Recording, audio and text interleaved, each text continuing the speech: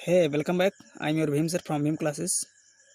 मेरे प्यारे दोस्त, आज आपके बीच में प्रोज सेक्शन का लेसन 3 द गंगा राइटर जी, इसके राइटर हैं पंडित जवाहरलाल नेहरू जी। पार्ट 1 वीडियो आपके बीच में जा चुका है, पार्ट 2 आज आपको दिया जा रहा है।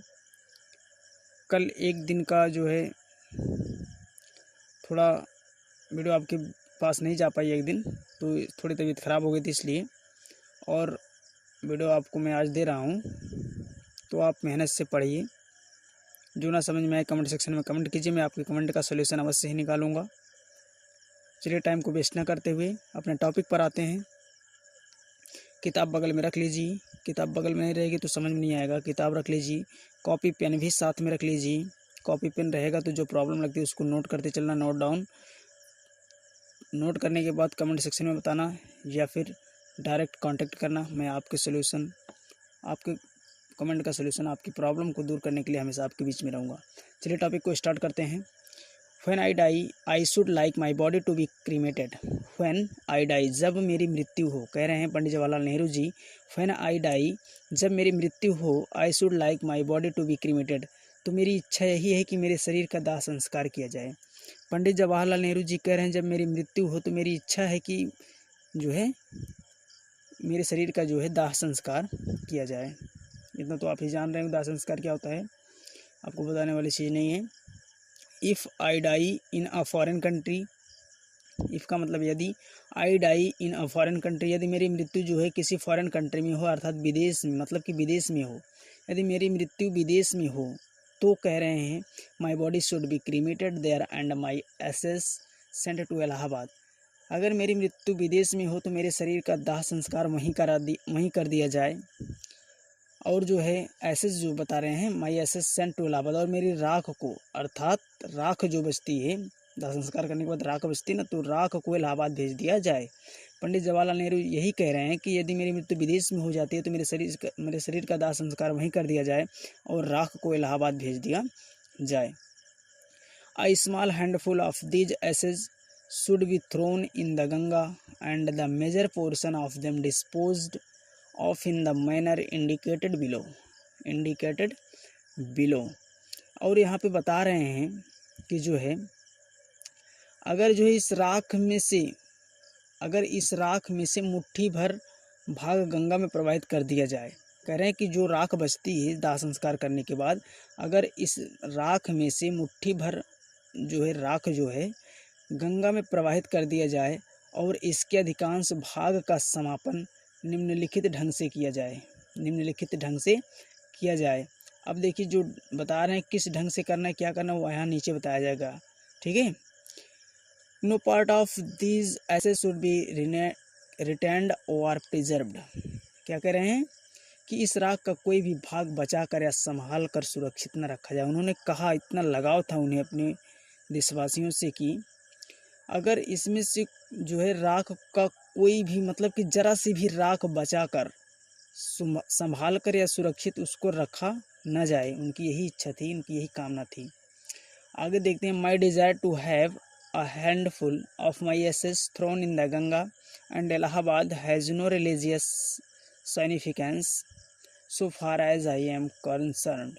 ठीक, कह रहे हैं कि जहाँ तक मेरा संबंध है, my desire to have a handful of my ashes thrown in the Ganga at Allahabad, कह रहे हैं जहाँ तक मेरा संबंध है इलाहाबाद में गंगा में मेरी मुट्ठी भर राख प्रवाहित किए जाने की इच्छा के पीछे कोई धार्मिक महत्व की बात नहीं है। कह रहे हैं जहाँ तक मेरा संबंध है इलाहाबाद में गंगा में मेरी मुट्ठी भर राख प्रवाहित किए जाने की इच्छा के पीछे जो है कोई धार्मिक महत्व की बात नहीं, मतलब कोई धार्मिक महत्व की बात नहीं, मतलब कोई धर्म वगैरह की बात नहीं है। उनका इतना लगाव था, प्रेम था, इसलिए बता रहे हैं, और कोई धार्मिक महत्व नहीं है। उनकी जो है दाह संस्कार के बाद उनके राख को वहाँ गंगा में फेंकने की कोई धार्मिक महत्व उनका नहीं था।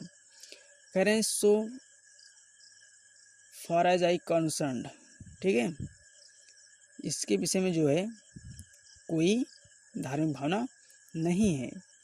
आई have no religious sentiment in the matter, I have been attached to the Ganga and the Jamuna rivers in Allahabad ever since my childhood. कह रहे हैं कि मैं बचपन से इलाहाबाद में गंगा और यमुना से जुड़ा रहा हूँ। मतलब कि उनके बचपन का मतलब कि उनका बचपन अर्थात बचपना जब था, बचपन से ही गंगा और यमुना के बीच में उनका बचपन जो है वहीं से जुड़ा था, अर्थात गंगा और यमुना से ही जुड़ा रहा, बता रहे हैं। और कह रहे हैं और सॉरी कहाँ गया देखते हैं थोड़ा। And as I have grown older this attachment has also grown. और जैसे जैसे ही मैं बड़ा हुआ और जिस प्रकार से मेरी जो है उम्र में बढ़ोतरी हुई, यह लगाव भी प्रबल होता गया। अर्थात कि जैसे मेरी वृद्धि हुई, अर्थात मेरी उम्र जैसे बढ़ती गई, वैसे यह लगाव भी उसी प्रकार से बढ़ता गया, प्रबल होता गया, मजबूत होता गया गंगा और जमुना के साथ। ठीक है, आगे देखिए। I have watched their varying moods as the seasons changed, and have often thought of the history and myth and tradition and song and story that have become attachment to them through the long ages and become part of their following waters। उनका यही कहने का मतलब है, directly मैं बता देता हूँ, आपको समझ में आ जाएगा, डायरेक्ट आपको समझा दे रहा हूँ, इसलिए थोड़ा थोड़ा बताने पे आपको समझ में आएगा। अगर आपको हिस्ट्री याद हो जाती, पूरी स्टोरी जो याद हो जाती है, तो आपको अर्थ निकालने में अर्थात थोड़ा बहुत ज़्यादा मज़ा आएगा, आसानी होगी। इसलिए मैं पूरा का पूरा बता देता हूँ 2 लाइन का, क्योंकि आपको स्टोरी याद हो जाती है ना, तो थोड़ा आसान हो जाता है बनाने में। ठीक है, तो यहाँ बचा है कहाँ से देखिए। I have watched their varying moods of the seasons changed and have often thought of the history and myth and tradition and song and story that have become attached to them through the long ages and become part of their flowing waters। Flow माने बहना होता है ना। तो कह रहे हैं, बता रहे थे कि जैसे जैसे मेरी उम्र बढ़ी तो वैसे गंगा और जमुना के साथ मेरा जो है लगाव भी प्रबल होता गया। और कह रहे हैं ऋतुओं के बदलने के साथ साथ ही मैंने इस नदियों के परिवर्तन स्वरूपों को भी देखा, अर्थात जिस प्रकार ऋतुएं बदलती हैं उस प्रकार इन नदियों के परिवर्तन को भी मैंने देखा है। नदियों का जो परिवर्तन उस स्वरूप को मैंने देखा है। और प्रायः जो है उस इतिहास और पौराणिक कथा, मतलब कि क्या बता रहे हैं, उस इतिहास और पौराणिक कथा और परंपरा व गीत तथा कहानी के बारे में विचार किया है, जो युग युगांतर से इसके साथ जुड़ गई हैं और उनके बहते हुए जल का एक भाग बन गई है। मतलब कि सब कुछ जो है एक प्रकार से देखा जाए तो उनके बहते हुए जल की एक भाग ही है, एक टुकड़ा ही है। मेरे प्यारे दोस्त, यहीं पे ये पार्ट आपका समाप्त होता है, सेकंड पार्ट। मैं आपको पूरा समझाने का प्रयास कर रहा हूँ, आप थोड़ा मेहनत और कीजिए, क्योंकि बोर्ड एग्ज़ाम नज़दीक आने वाला है। ज़्यादा नहीं, समझ लो कि कल बोर्ड एग्ज़ाम, इस प्रकार से सोच के पढ़ो, तभी आपको सफलता मिलेगी। अगर एक दिन टालते गए तो आपको सफलता नहीं मिल सकती। 100% गारंटी है। अगर मेरे साथ बने रहोगे 100% गारंटी है सफलता मिलेगी। मैं एकदम से चैलेंज करता हूँ, लॉकडाउन खुल जाएगा तो मैं एकदम से चैलेंज करूँगा, लाइव क्लास आपको दूँगा, एकदम बेहतरीन आपको क्लास करवाई जाएगी। आप परेशान मत होइए, लॉकडाउन समाप्त होते ही आपको लाइव करवाऊंगा मैं। मेरे प्यारे दोस्त, क्लास को यहीं पर समाप्त करते हैं। और अगर अभी तक जो चैनल को सब्सक्राइब नहीं किए हैं तो सब्सक्राइब करके रख लो भाई। आपको बढ़िया से बढ़िया वीडियो में देने का प्रयास करूँगा। बेल आइकन को प्रेस कर लो ताकि रोज़ाना आने वाली वीडियो का नोटिफिकेशन आपको तुरंत मिल सके।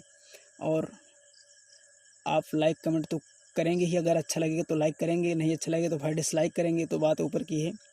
तो चलिए मेरे दोस्त, अब मिलते हैं अगले वीडियो में। Thank you very much.